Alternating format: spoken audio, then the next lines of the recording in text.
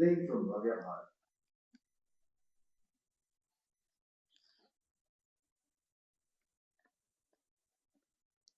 द्वारा श्री सांवल शाह के नाम हुंडी लिखना।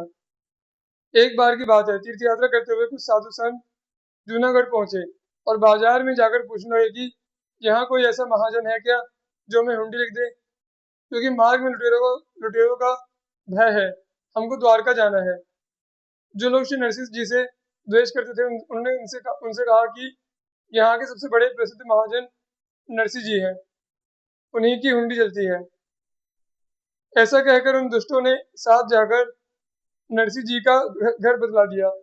इन साधु संतों ने वैसा ही किया। श्री नरसिंह जी ने संतों को छाती से लगा लिया और विनती करते हुए बोले, मेरे बड़े भाग्य हैं जो आप लोगों ने आकर दर्शन दिया। आप लोग आज्ञा दें, मेरा सर्वस्व आप पर न्यौछावर है।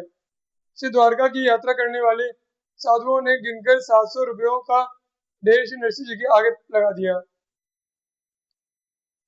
तथा उनके चरणों में प्रणाम करके एक बार प्रार्थना करने लगा कि हमें 700 रुपयों की हुंडी लिख दीजिए, हमें द्वारका जाना है। आप समझ गए कि इन्हें किसी ने बहका दिया है और उसमें प्रेरणा श्री द्वारकानाथ जी की है। इस बहाने भगवान ने संत सेवा के निमित्त रुपए मेरे पास भेजे हैं। यह विचार कर श्री नरसिंह जी ने उन संतों की इच्छा की पूर्ति की और हुंडी लिख दी तथा कहा कि हमारे महाजन श्री सांवल शाह जी बड़े उदार हैं, उन्हीं के हाथ में आप हुंडी दीजिएगा और उनसे हुंडी के रुपए लेकर निशंक होकर कार्य कीजिएगा।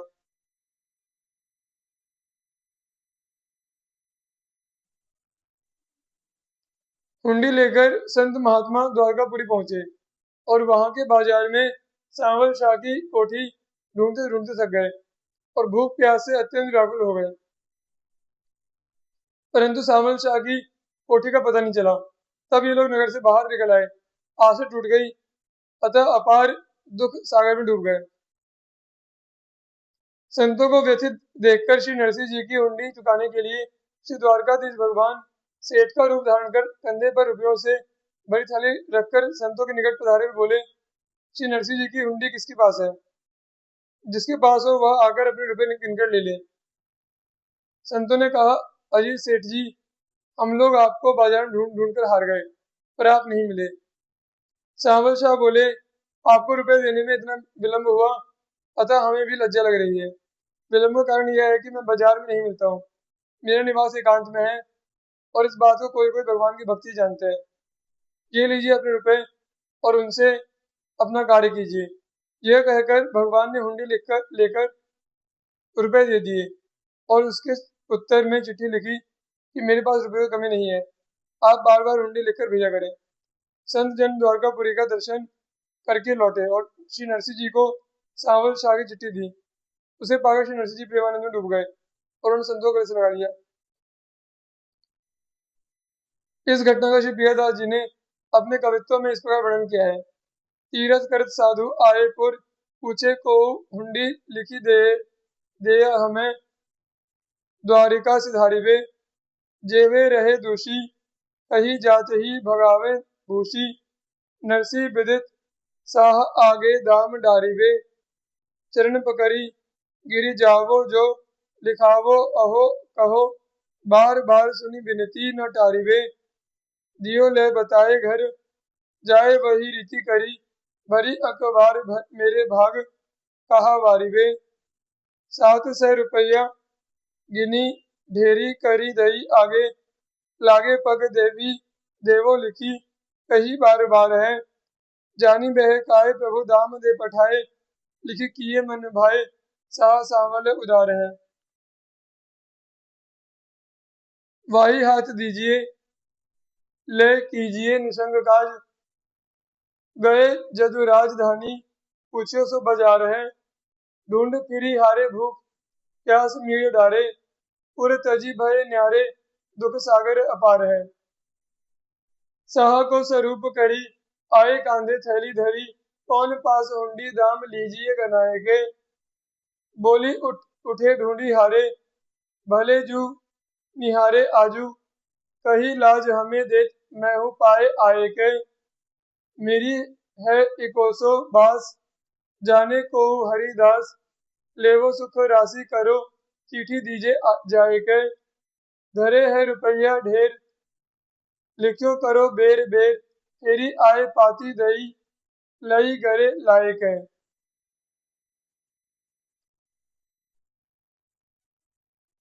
नरसिंह के भक्ति भाव का विलक्षण प्रभाव।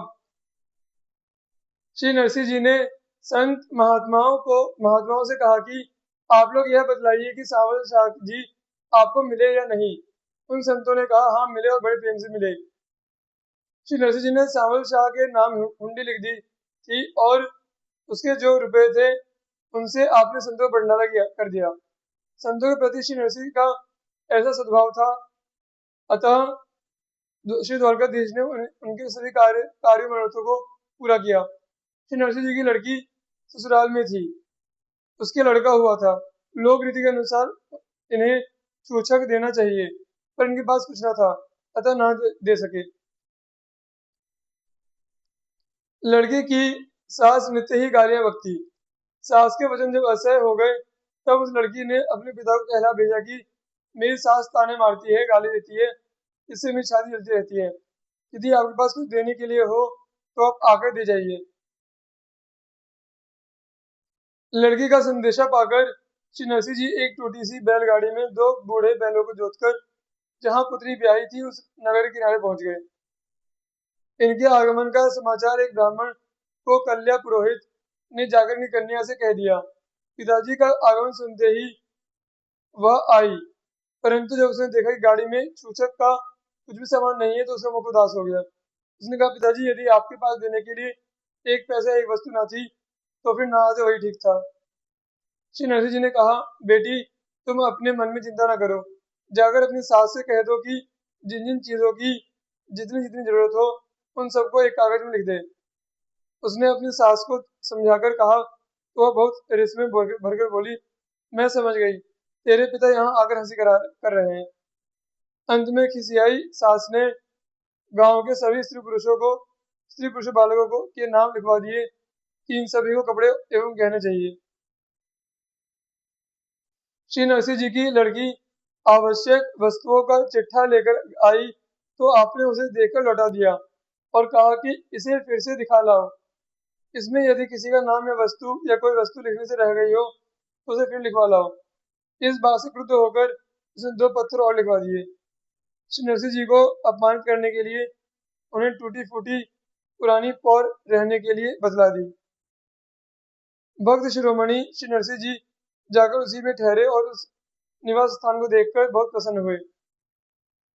सास ने खोलता हुआ जल इनके स्नान करने के लिए भेजा। इसी बीच वर्षा हुई जिससे जल शीतल हो गया और श्री नरसिंह जी ने सुखपूर्वक स्नान किया। इसके बाद पौर की कोठरी को झाड़ू बुहारू देकर तो साफ कर उसके द्वार पर आपने एक पर्दा लगा दिया। सामान के चिट्ठे को वहीं रखकर तानपुरा बजाकर श्री नाम संकीर्तन करने लगे। भगवत कृपा से अगणित पोशाकें वस्त्राभूषण आकर कोठरी में भर गए।